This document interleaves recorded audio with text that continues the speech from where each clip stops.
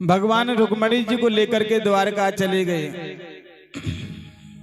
लेकिन जब कोई व्यक्ति तरक्की करता है तो उसके दुश्मन भी बहुत हो ही जाते हैं।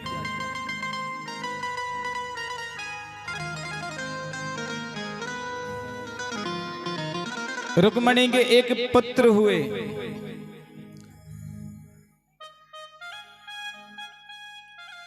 जो एक असुर ने सूचना पाई कि भगवान गोविंद के यहाँ पर पुत्र हुआ है। पहले तो भगवान के विवाह हुए, द्वारका नगरी बसा ली, अब पुत्र और हो गया, चारों ओर से वैभवता है।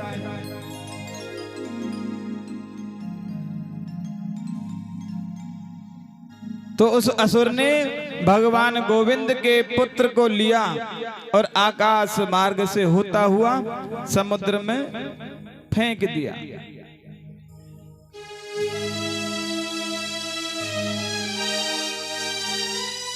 उस समुद्र में एक मछली ने उस बालक को निगल लिया।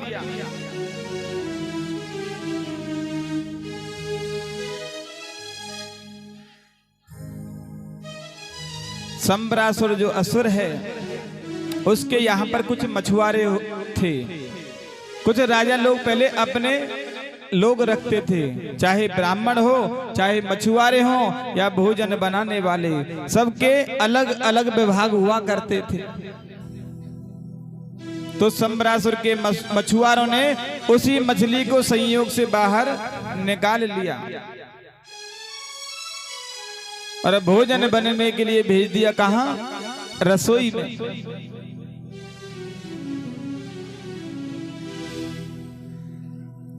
विद्यावती नाम की स्त्री संबरासुर के यहाँ रसोई का काम किया करती थी।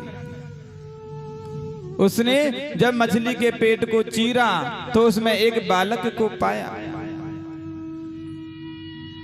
बालक को लिया और राजा को देने के लिए जाने लगी। उसी समय नारद मुनि वहां पर प्रकट हो गए। देवी, क्या करने जा रही हो? कि महाराज, यह बालक निकला है मछली के पेट से, राजा को देने जा रही हूं। तो देवी, याद करो, यह जो पुत्र है ना, भगवान कृष्ण का पुत्र है प्रद्युम्न।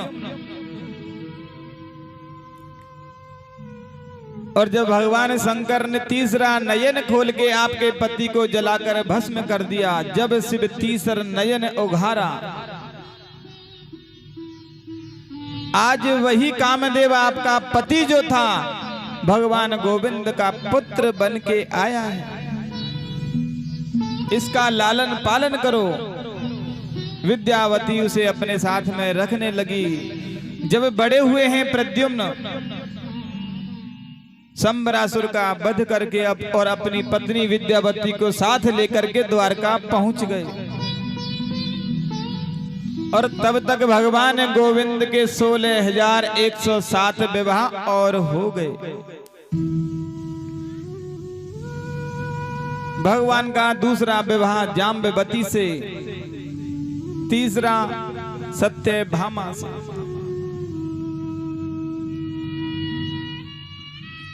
सत्यभामा के जो पिता हैं, उनके पास में एक मणि थी।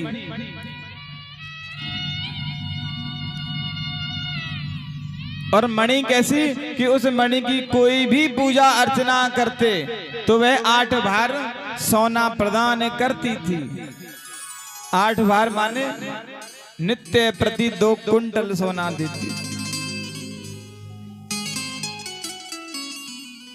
तो भगवान गोविंद ने सत्राजित से कहा कि इस मणि को खजाने में रखवा दो, क्योंकि जो इससे उत्पन्न सोना होगा वह प्रजा के कल्याण में काम आएगा। लेकिन सत्राजित की अपनी मणि थी, इसलिए मना कर दिया कि नहीं। तो भगवान ने भी ज्यादा जिद नहीं की।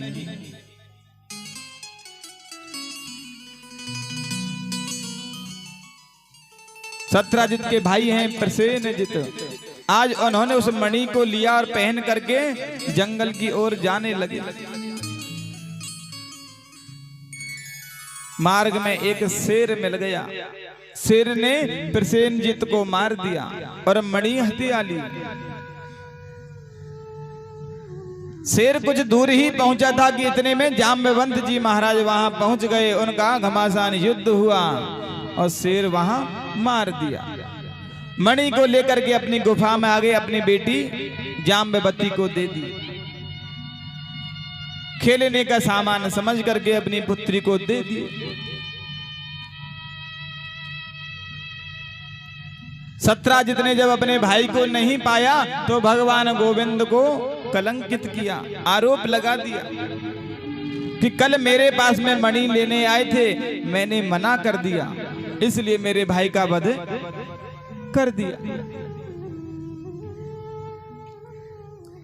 भगवान भी सोचने लगे, लगता है चौथ का चंद्रमा देख लिया, क्योंकि चौथ का चंद्रमा देखने से कलंक लग जाता है। और काजल से भी काला यदि कोई है तो वह कलंक है।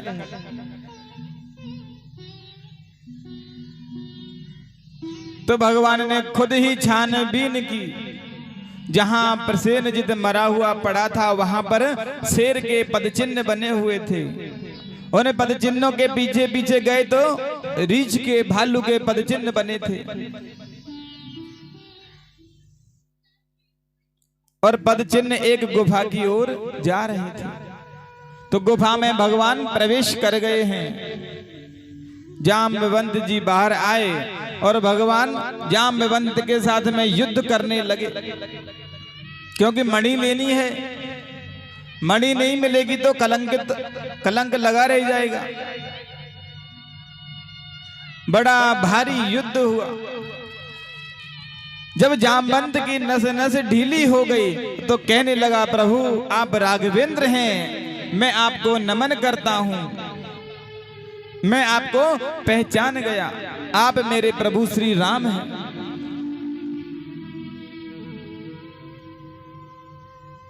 सुखदेव मुनि से पूछने लगे हैं परीक्षित कि महाराज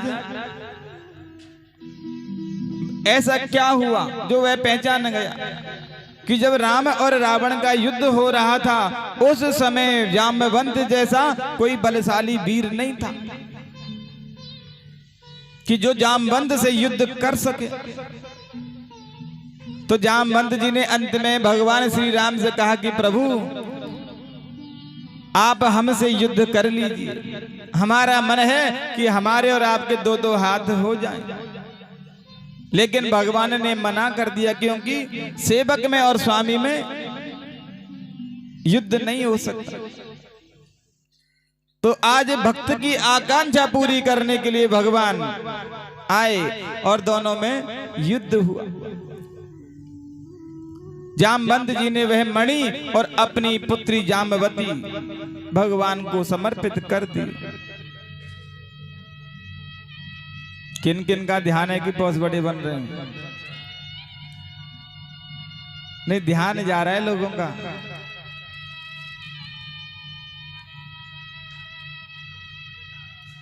हाँ, जब तक कथा नहीं होगी तब तक भोग नहीं लगेगा, और भोग नहीं लगेगा तो आपको मिलेगा भी नहीं। इसलिए ध्यान कहाँ लगाओ? कथा में, क्योंकि जितनी लेट कथा होगी उतना लेट आपको प्रसाद मिलेगा। शाम के भोजन की छुट्टी है आज की आपकी, बनाना नहीं पड़ेगा। बनाना तो पड़ेगा, है ना। माता बहनों की छुट्टी कभी नहीं होती, एक भी दिन नहीं आता। लॉकडाउन में जितने भी पुरुष हैं सब घर पे रहे, कोई भी काम नहीं था, लेकिन माता बहनों पर काम का प्रेशर ज्यादा आ गया, ज्यादा बढ़ गया। बैठे बैठे वैसे दिन में 2 या 3 चाय पीते, लेकिन अब तो बैठे हुए हैं, काम तो कुछ है नहीं।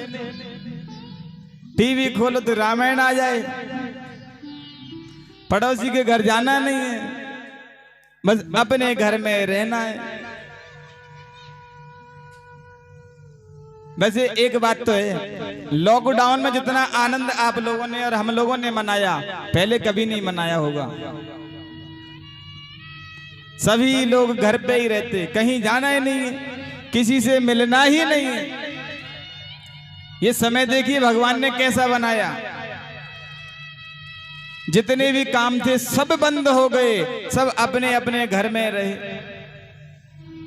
ना तो पड़ोसी के जाना है और ना रिश्तेदारों के जाना है, अपने घर में और अपने हाल में रहो। और जिन लोगों को पकौड़ियां बनाना नहीं आती थी वो भी सीख गए, क्योंकि चाट भंडार भी तो बंद थे ना, तो घर में ही बनाते। ऐसा अवसर तो शायद कभी आए, कभी नहीं आएगा ऐसा अवसर। सन 2020 तो याद ही रहेगा। 3 महीने का जो पूरा लॉकडाउन लगा था वह तो सबको याद रहेगा। घर में ही पतासी बनाए, चाय जैसी भी बनी सबने स्वाद से खाई, क्यों बाहर मिलेगी नहीं। तो भगवान गोविंद के 8 विवाह हुए जिनको पटरानी बनाया है। एक भौमासुर नाम का राक्षस था, असुर था, जिसने 16,100 कन्याओं को बंदी बनाया हुआ था। उसने अपने मन में संकल्प ले रखा था कि जब 20,000 हो जाएंगी तो सबके साथ गंधर्व विधि से विवाह कर लूंगा। भगवान को सूचना मिली, भगवान गए हैं और भौमासुर के साथ में युद्ध हुआ। युद्ध में भौमासुर मारा गया, सभी कन्याओं को बंदी गृह से मुक्त किया। लेकिन भगवान ने विचार कर लिया कि इन कन्याओं को यदि मैं आज जाने के लिए कहूंगा तो कुछ तो आत्महत्या कर लेंगे और कुछ कोई दूसरा मार्ग अपना लेंगी, क्योंकि बात बहुत पुरानी है ना। आज भी नहीं होने देता कि घर से कोई लड़की चली जाए, तो ये तो बहुत पुरानी बात है। इसलिए भगवान ने सभी के साथ में विवाह कर लिया। तो कितने विवाह हुए भगवान के? 16,108।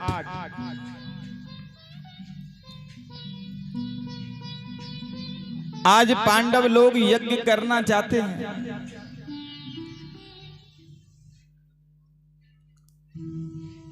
लेकिन पांडव यज्ञ में भगवान गोविंद का ही पूजन करना चाहते हैं।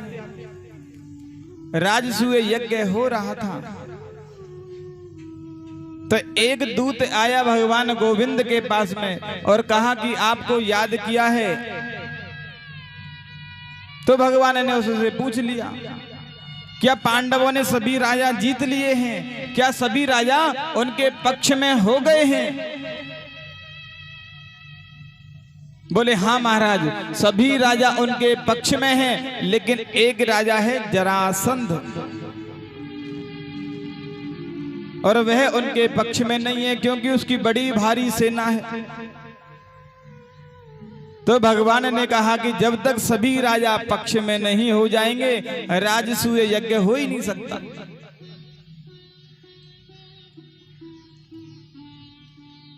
तो अर्जुन को और भीमसेन को भगवान ने अपने साथ में लिया और ब्राह्मण वेश बना लिया। जरासंध महाराज के द्वार पर गए हैं। जरासंध ने अंदर प्रवेश दिया।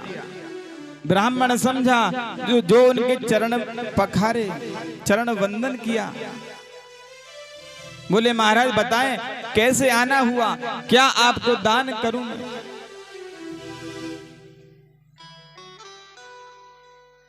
जरासंध कहने लगा, महाराज पहले मैं ब्राह्मणों के प्रति आदर नहीं किया करता था, लेकिन जब से मैंने पूजा में बिठाया और ब्राह्मणों की वजह से मैं जीत गया उस युद्ध को, इसलिए ब्राह्मणों के प्रति मेरा आदर बढ़ गया है। तो बताएं आप क्या चाहते हैं, मैं आपको क्या दान करूं?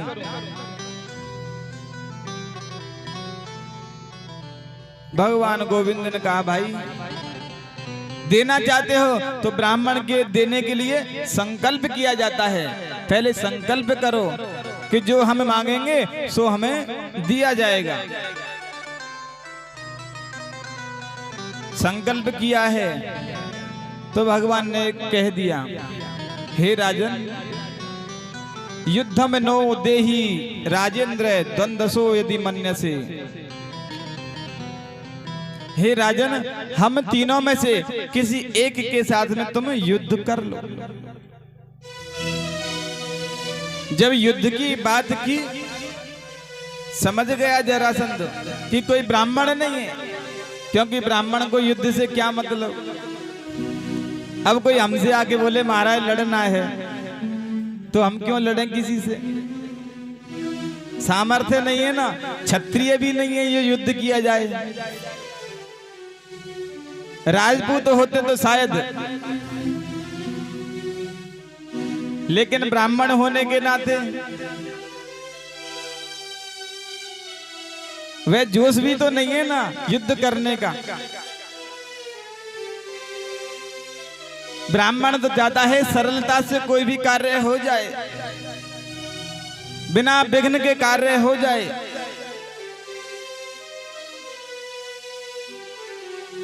तो पूछने लगा, महाराज आप ब्राह्मण नहीं हैं, बताएं आप कौन हैं। अब संकल्प तो ले ही लिया है और युद्ध करने के लिए बोल दिया। बोले ठीक है मैं युद्ध करूंगा, लेकिन बताएं आप कौन हैं। तो भगवान ने कहा, मेरे पास में जो पतले हैं इनका नाम अर्जुन है, और ये जो मोटे ताजे हैं इनका नाम भीमसेन है, और मैं श्री कृष्ण।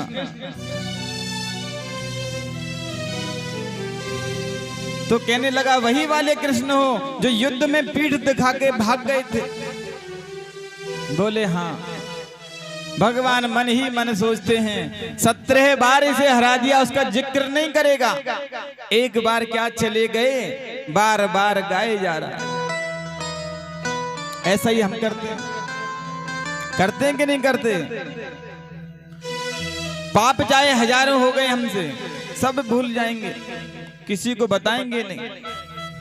लेकिन एक दिन दान कर दो, या मंदिर में माथा टेक के आ जाओ, या कोई पुण्य कार्य कर दो, जहां भी जाएंगे उसी का गुणगान करेंगे। आज मैं मंदिर गया था भगवान के, बड़ी शांति मिलती है मंदिर में जाने से। और शास्त्रों में लिखा हुआ है कि जो पुण्य कर्म किया है किसी को नहीं बताना, क्योंकि बताने से नष्ट होते हैं। बताना है तो क्या, पाप, क्योंकि पाप भी बताने से नष्ट होगा। लेकिन हम पुण्य का बखान करते हैं और पाप को छिपा के रखते हैं। अब जिस चीज को छिपाएंगे वह कहां नष्ट होने वाली, बढ़ती रहती है वह तो अंदर ही अंदर। और पुण्य को हम उजागर कर देते हैं। शंकर भगवान थोड़ी हैं हम जो अपनी पत्नी को सब बातें बताएंगे। शास्त्रों में लिखा है, गोपनीयम गोपनीयम गोपनीयम प्रयत्नत। गुरु मंत्र भी किसी को ना बताना है, लेकिन शंकर भगवान बता देते, भोले थे। हम तो कुछ भी ना बताएं, चाहे पाप हो और चाहे पुण्य हो, ऐसे ही है ना। लेकिन आगे से याद रखना, सपने में भी यदि भगवान का आपको दर्शन हो, कोई झांकी आपको मिले भगवान की, किसी को ना बताएं, क्योंकि उसकी अनुभूति केवल आपको पता है, दूसरे को नहीं पता।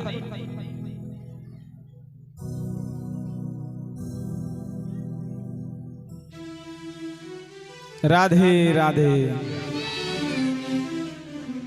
आलस आ जाता है आप में थोड़ी थोड़ी देर में।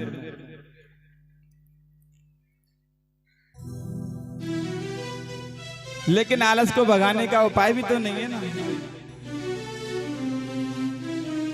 अब जो गरम गरम हलवा है वो तो शाम को मिलेगा। तो भगवान ने कह दिया कि ये अर्जुन हैं और ये भीमसेन हैं और मैं श्री कृष्ण हूं। हम तीनों में से जिसके साथ में युद्ध करना चाहते हो कर लो। तो जरासंध ने कहा महाराज ये तो दुबला पतला है, अर्जुन क्या युद्ध करेगा मेरे साथ में, और आप तो वैसे भी एक बार रण छोड़ के भाग गए, इसलिए आपके साथ तो करना ही नहीं है। अब बचे हैं भीमसेन, थोड़े मोटे ताजे हैं, तंदुरुस्त हैं, हाँ इनके साथ मैं युद्ध कर सकता हूं। अब तो भीमसेन को घमंड हो गया कि जरासंध ने दोनों को फेल कर दिया, मुझे पास किया है, मेरे साथ में युद्ध करना चाहता है। युद्ध होने लगा, सुबह से शाम हो जाती, लेकिन दोनों में से कोई भी नहीं हारता। पहले जमाने में जो युद्ध हुआ करते थे ना, वे नियम से होते थे। सूर्य उदय पर शंख बजता था तब से, और सूर्यास्त शंख बजते ही बंद कर देते, नियम से।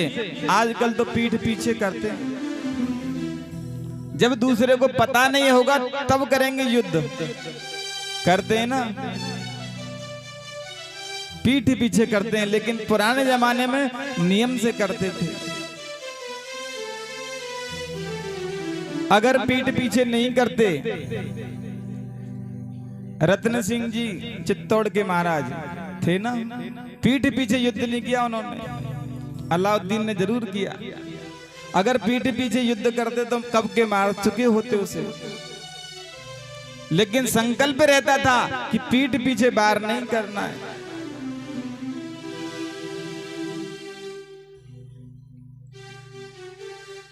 दिन भर युद्ध होता था, युद्ध करते करते कई दिन बीत गए हैं। भीमसेन की नस नस ढीली हो गई, भगवान की शरण में आया, कहने लगा प्रभु अब मेरे बस की बात नहीं है कि मैं इसके साथ में युद्ध करूं,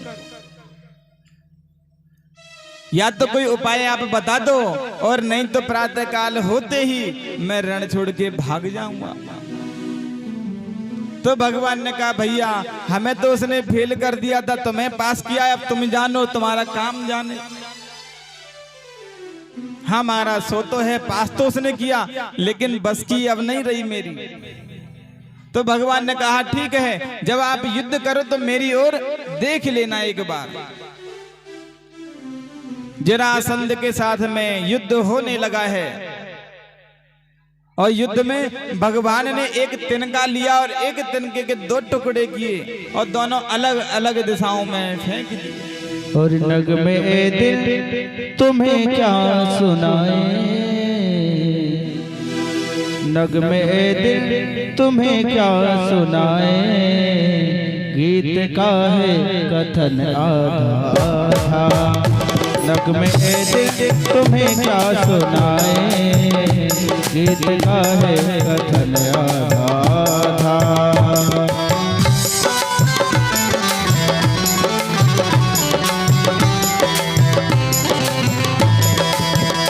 नगमे दिल तुम्हें क्या सुनाए, नगमे दिल तुम्हें क्या सुनाए, गीत का है भजन आधा।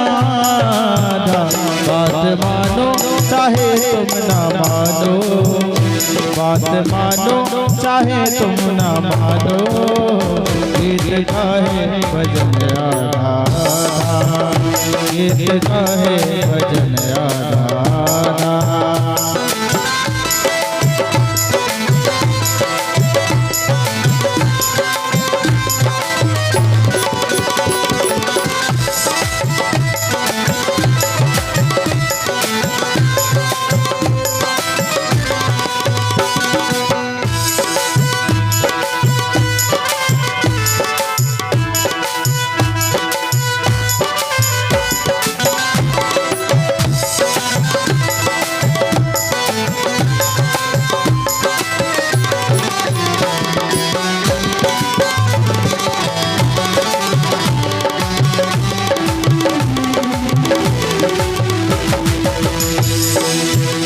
जब कि अर्जुन श्री कृष्ण आए, मोरे ध्वज को ये वचन सुनाए।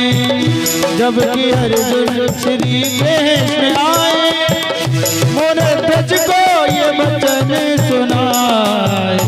सिंह को चीर कर दे दिया था, सिंह को चीर कर दे दिया था अपना प्यारा ललन आधा आधा।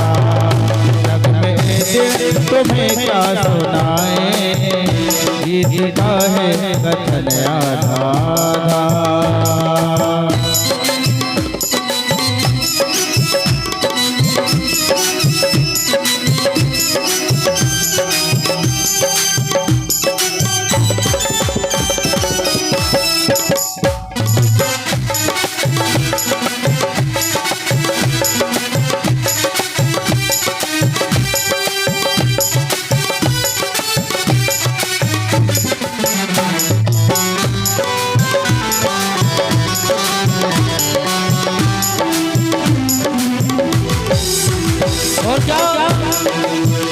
जब जरासंध से भीम हारा, जब जरासंध से भीम हारा, प्रभु जी ने किया था सारा।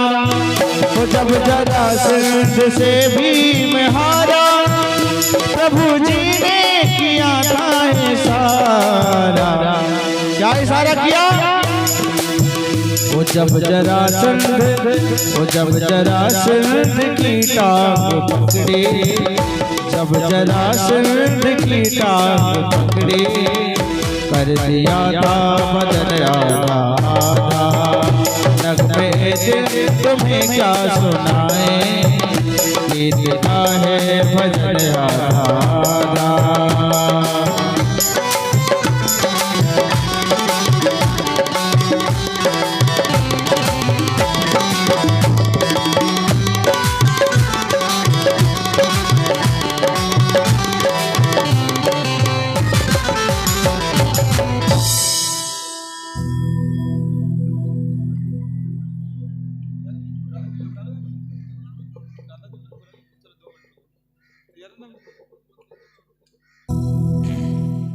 राधे राधे। जरासंध का भीमसेन ने गोविंदाय नमो नमः कर दिया है। भगवान अर्जुन और भीमसेन को लेकर के आए हैं जहां राजसूय यज्ञ होना था। वहां पर अलग अलग समितियां बन गई। जहां यज्ञ होता है अलग अलग समिति होती है। यहां भी बनी हुई है ना। श्रोतागण अलग हैं और भोजन प्रसादी बनाने वाले और दानदाता सभी अलग अलग हैं। ऐसे ही उन्होंने बना ली अपनी अलग अलग समिति। दान भंडार जो था वह कर्ण को और दुर्योधन को संभला दिया और भोजन परोसने का काम दिया भीमसेन को और स्वयं भगवान गोविंद कृष्ण पादावने जने अतिथियों के पैर धोते हैं।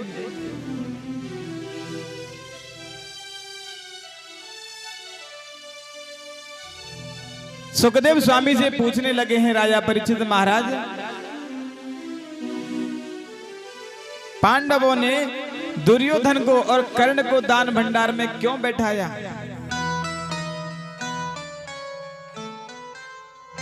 सुखदेव स्वामी कहने लगे, राजन दान भंडार में इसलिए बैठाया क्योंकि कर्ण के हाथ में एक ऐसी रेखा है जितना भी लुटाएगा उतना बढ़ता रहेगा और दुर्योधन इनका भला नहीं चाहता, इसलिए वह क्या करेगा, अधिक से अधिक लुटाने का प्रयास करेगा। जहां 10 रुपए खर्च होने चाहिए वहां 100 खर्च करेगा इनका खजाना खत्म करने के लिए। और यज्ञ का क्या नियम है, जितना दान करोगे उतना बढ़ता जाएगा। देखो पैसा तो जरूर दान करना चाहिए।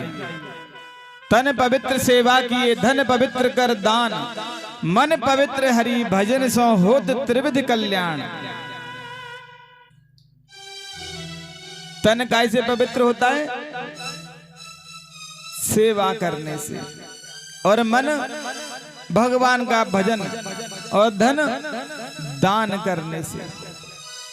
क्योंकि आया है जाएगा जरूर, धन रुक नहीं सकता। स्थिरता नहीं है धन की कि आ गया और आपके बैंक में पड़ा रहे, नहीं, आएगा तो वह कोई ना कोई मार्ग जरूर ढूंढ लेगा, चाहे डॉक्टर के माध्यम से बाहर जाए और चाहे कोर्ट कचहरी के नाम से बाहर जाए। तो इससे अच्छा तो ये ना दान कर दो, नहीं, श्रद्धा के अनुसार, जरूरी नहीं है कि पूरा पैसा ही दान करना है, जितनी आपकी श्रद्धा है उतना दान कीजिए, क्योंकि दान करने से धन रुक सकता है, वैसे नहीं रुकेगा। इसलिए कर्ण को और दुर्योधन को वहां बिठाया है कि खूब दान करें, और भीमसेन को दिया भोजन परोसने का काम, क्योंकि जो जितना खाएगा उतना खिलाने की भी कोशिश करता है कि नहीं करता। अब हम तो 2 फुलके खाते हैं, किसी को खिलाएंगे 2 के बाद में पूछने लगेंगे और दें क्या, बेचारा एक बार तो कह देगा ठीक है महाराज दे दो, जब दूसरी बार और पूछेंगे तो मना कर देगा शर्म के मारे।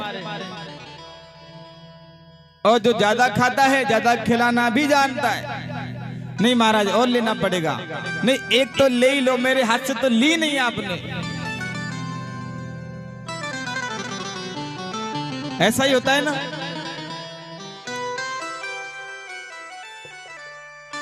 और भगवान गोविंद ने स्वयं अतिथियों के पैर धोने का कार्य किया है, झूठी पत्तलें उठाने का कार्य किया, क्योंकि यह कार्य जितना छोटा है उतना ही महान बनाता है।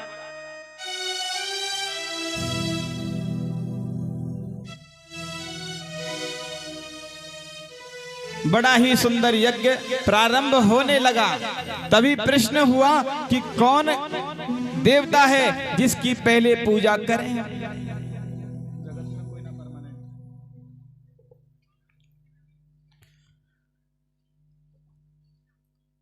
पांडवों ने कहा कि हमारे आराध्य तो भगवान गोविंद हैं, हम तो इनकी ही पूजा अर्चना करेंगे।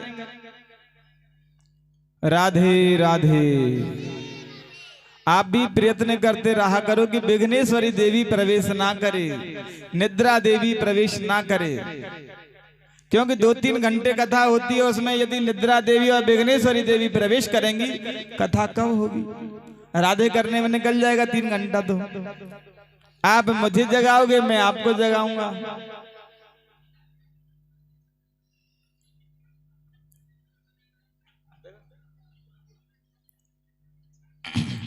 राधे राधे। बच्चों का मन है, देखो ये बच्चे अभी से सुनेंगे, आगे चल करके भगवान में इनका मन लगेगा, क्योंकि संस्कार धीरे धीरे बढ़ते हैं, एक साथ किसी के संस्कार नहीं बढ़ सकते। हम दिन और रात चाहे कितना ही भजन कर लें, लेकिन भगवान की ओर नहीं मुड़ सकते। रोजाना धीरे धीरे अगर प्रयास करेंगे तो जाके होगा। अभी मैं आपसे बोलूं कि 8-10 घंटे आपको बैठना है एक ही पांव में, जैसे बैठे वैसे ही बैठ सकते हो? नहीं बैठ सकते, अभ्यास नहीं है। और धीरे धीरे बैठते बैठते, अभी 7 दिन से बैठे हैं, कई माता बहनों को तो अभ्यास हो गया होगा बैठने का, और कईयों के पैर भी सो जाते होंगे। तो केवल अभ्यास की बात है। अब बच्चे अभी से यदि भगवान में मन लगाएंगे तो धीरे धीरे करते करते भगवान में रम जाएंगे, क्योंकि संस्कार एक साथ नहीं डाल सकते। जब बच्चा बिगड़ जाता है तो एक बार में नहीं सुधरता, सुधारने के बहुत प्रयास करने पड़ते हैं। फिर तो पांडवों ने कह दिया कि हमारे आराध्य भगवान गोविंद हैं, इनका हम पूजन करेंगे। शिशुपाल ने भला बुरा कहा और भगवान ने सुदर्शन से उसकी गर्दन धड़ से अलग कर दी, क्योंकि जगत में परमानेंट तो कोई है ही नहीं। आया है सो जाएगा, राजा रंग के फकीर, कोई सिंहासन चढ़ चला और कोई बंधा जंजीर।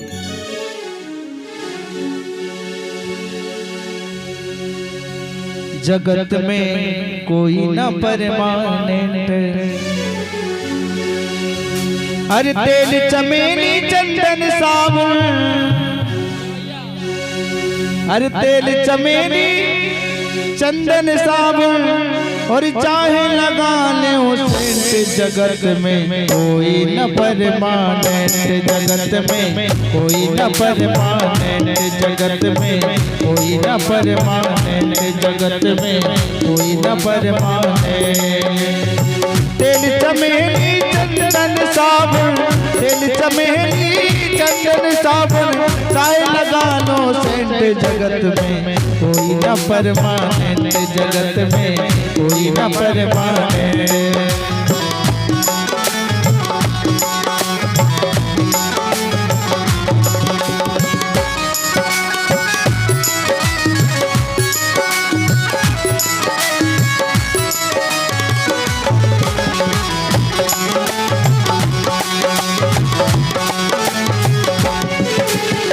और क्या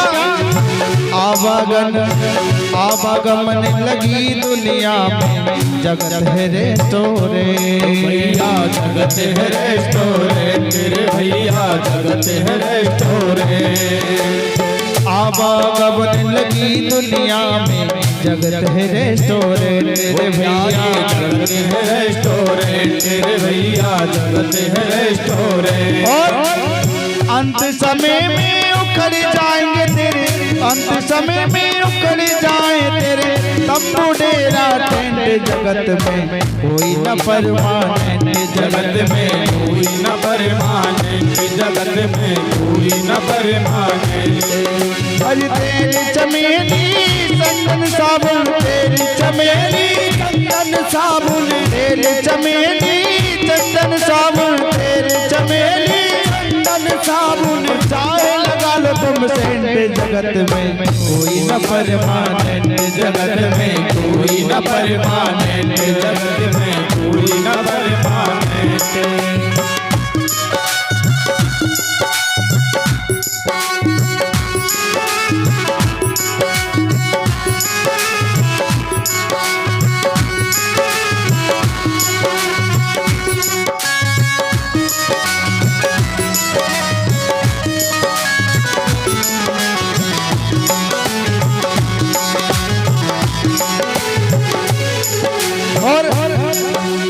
हरिद्वार चाहे काशी मथुरा, घूमो दिल्ली कैंट, घूमो दिल्ली कैंट रे भैया घूमो दिल्ली कैंट। अरे हरिद्वार चाहे काशी मथुरा, घूमो दिल्ली कैंट रे भैया घूमो दिल्ली कैंट रे भैया घूमो दिल्ली कैंट। लेकिन मन में नाम गुरु का राखो, मन में नाम गुरु का राखो, धोती पहनो या पेंट, जगत में कोई न परमानेंट, जगत में कोई न परमानेंट, जगत में कोई न परमानेंट।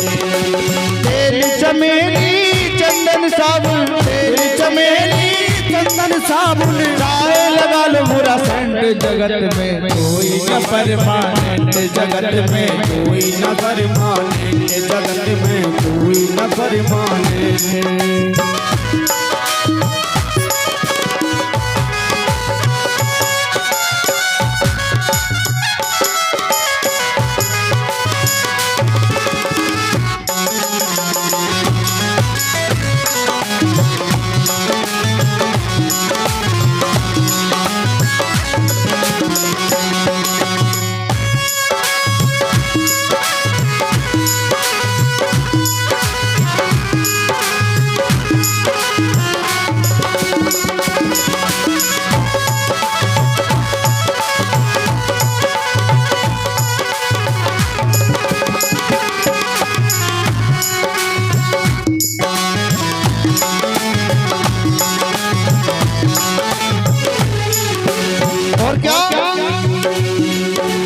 राष्ट्रपति हो कर्नल जनरल या हो लेफ्टिनेंट रे भैया, या हो लेफ्टिनेंट रे भैया, या हो लेफ्टिनेंट। चाहे कुछ भी बन जाओ, अरे राष्ट्रपति हो कर्नल जनरल या हो लेफ्टिनेंट रे भैया, या हो लेफ्टिनेंट रे भैया, या हो लेफ्टिनेंट। बहुत अच्छी बात है कि काल सभी को खा जाएगा, काल सभी को खा जाएगा, काल सभी को खा जाएगा, काल सभी को खा जाएगा। लेडीज हो या जेंट्स जगत में कोई न परमानेंट, जगत में कोई न परमानेंट, जगत में कोई न परमानेंट।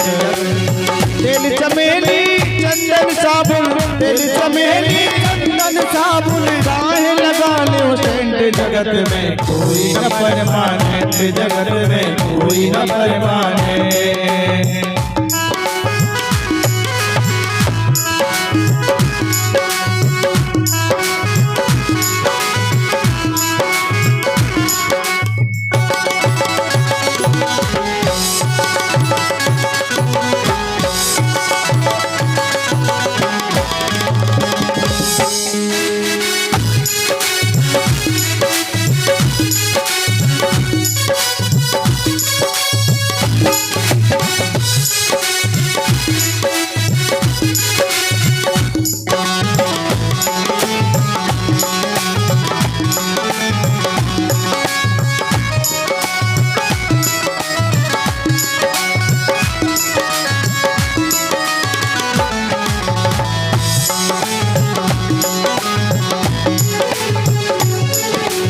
और क्या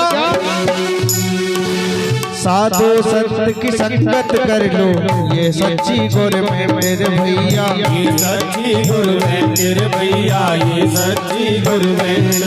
अरे साधु संत की संगत कर लो, ये सच्ची गुर में मेरे भैया, ये सच्ची गुरु है तेरे भैया, ये सच्ची गुरु है।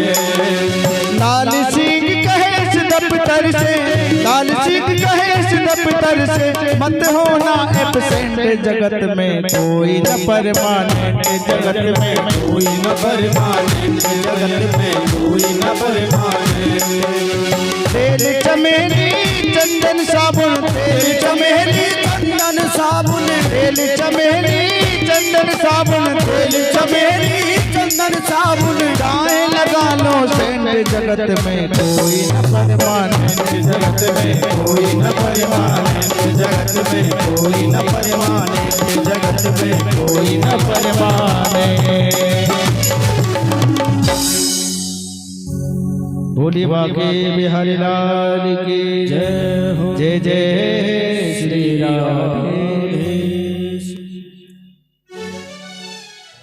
राधे राधे। एक बार शंकर भगवान के यहाँ पर सभा का आयोजन हुआ तो सभी देवता वहां पर पहुंचे हैं।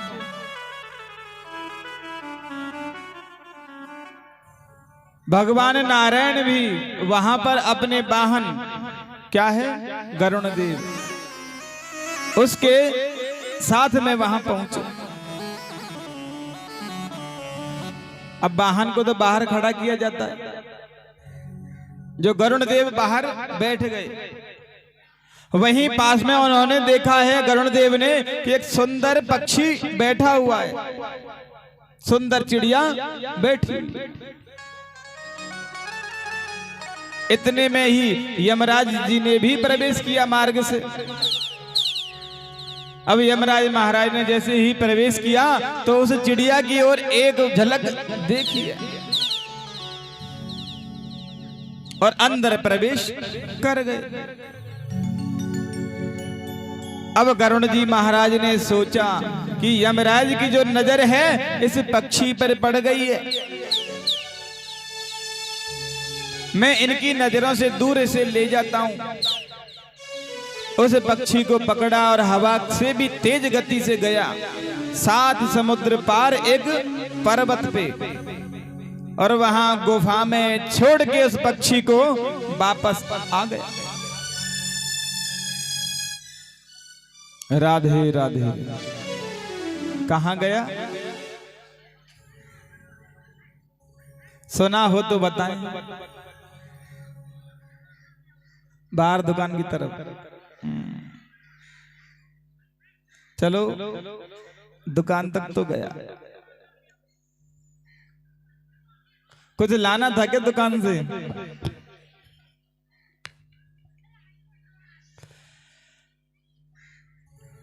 जब सभा पूरी हो गई, सभी देवता जाने लगे हैं, यमराज जी भी बाहर आए और उसी जगह पर उस पक्षी को देखते हैं, लेकिन पक्षी नहीं दिखाई दिया।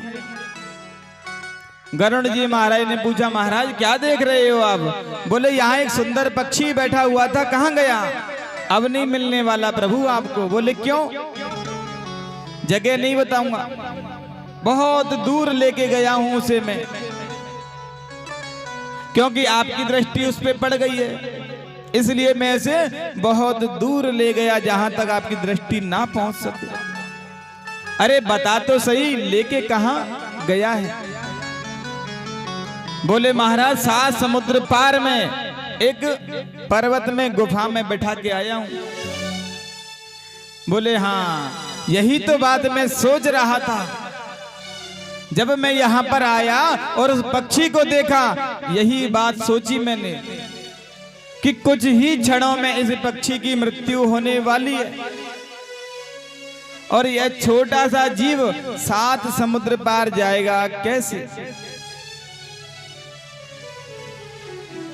और यह काम आपने आसान कर दिया। गरुड़ देव दोबारा गए हैं, जा करके देखा कि उस पक्षी को एक सर्प रहता था गुफा में, जिसने नष्ट कर दिया।